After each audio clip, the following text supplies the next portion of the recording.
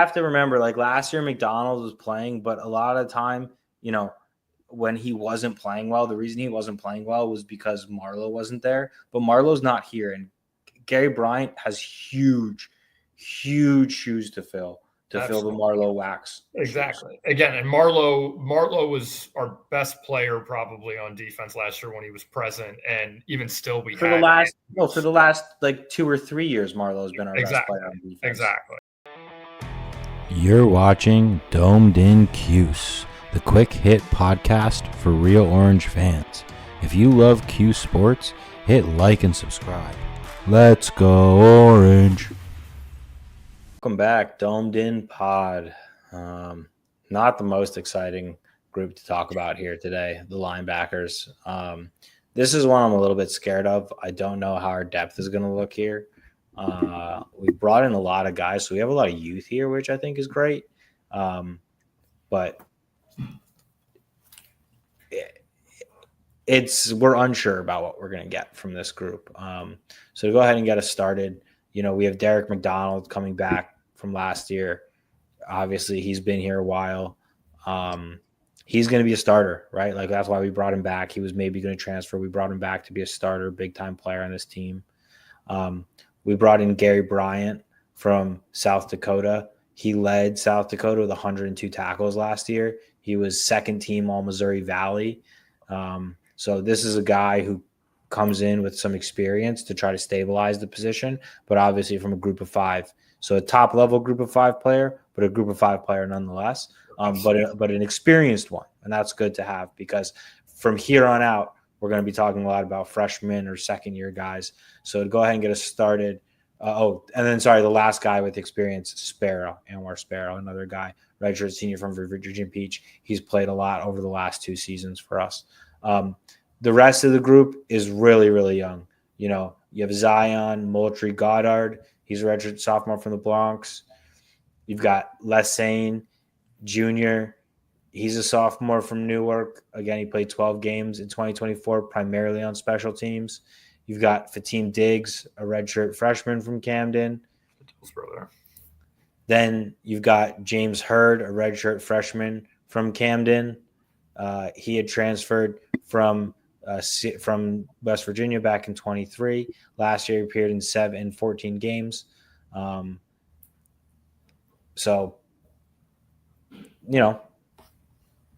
Something. Caden Brown's a freshman. Jaden Brown's a freshman. And then the last guy, I saved him for last because I'm the most excited about him at this position, and that's Antoine Delorier. Yeah. And we can't forget about Fran Brown Jr., who we also brought in. Totally. But Delorier is definitely the guy I'm most excited about. He's a big guy. We all have seen the Instagrams. I'm excited to see if maybe he can make an immediate difference for us because we're going to need it. Yeah, and I think he's going to get an opportunity to be honest with you. I think he's going to get some snaps almost right away. This group is probably, like you said, has the least depth, and frankly, like at face value, probably has the least amount of top line talent at the position, at least right now. Look, McDonald's had an up and down career at Syracuse. I thought a couple years ago he was better, and last year he honestly just had a rough. Listen, I like McDonald. I think it's great we brought him back. He's been a good warrior for us over the years. We've talked about it. His foot speed into the program. His foot speed is slow at this level. There's nothing wrong with that. He's a heart and soul guy. He's a tough guy. I think he embodies a lot of the characteristics that Fran likes off the field. The dart mentality. I think he embodies a lot of that because he seems like a great guy, great citizen, tough as nails, but his foot speed is just not what it needs to be. And honestly, he didn't tackle well enough last year, which I think is something that he's just got to do. He's got to be positioning though. He's got to be in better positioning. He's a half step not there. And so you've got him. Bryant, obviously, I think it's coming up a level. He's coming from the FCS level. I do think he's got to be big for us this year. That's a big move there, but he's going to get an opportunity to really play now at a P5 level.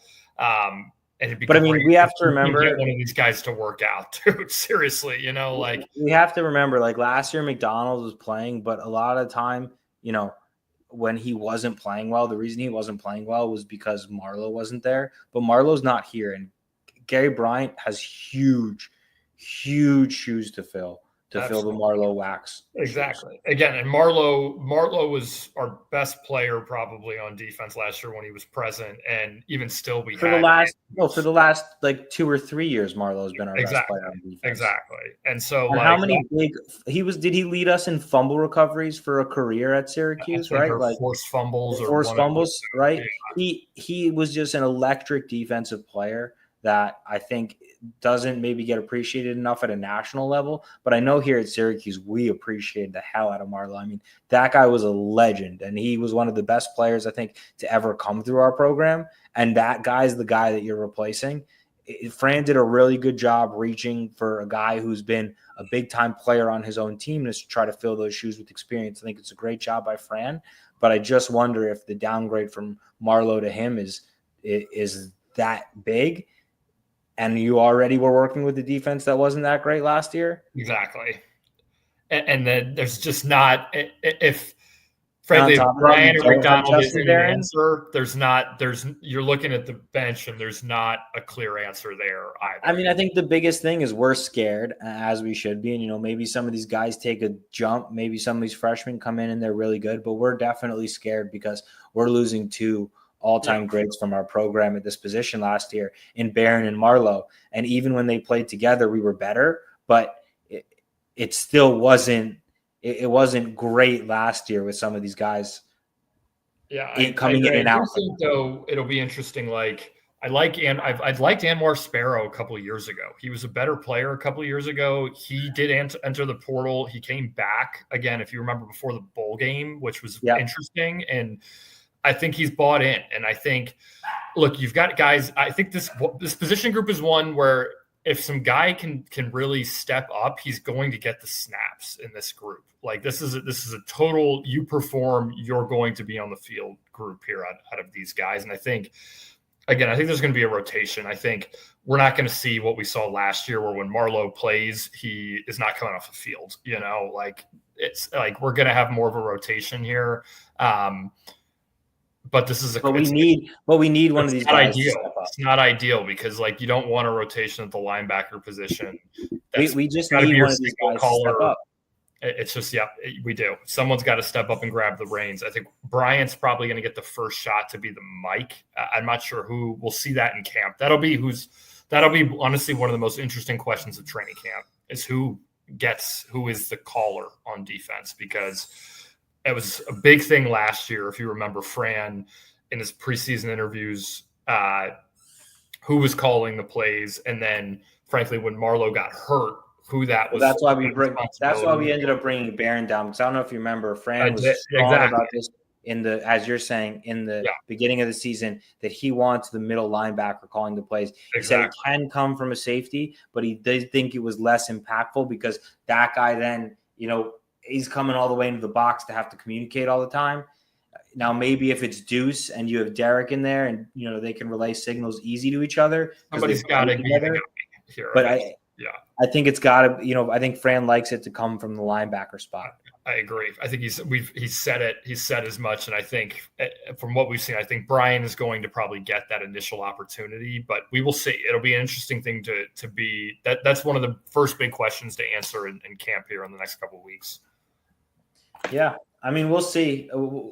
Somebody's got to take a step forward. Somebody has to take a step forward and show us something, because this is one where if we get what we expect, we are just such a major downgrade from last year. And I don't think the defense is going to handle that well. No, I think we just need guys to step up. This is a big position group for us. And again, it's probably the single biggest question mark on the roster this year.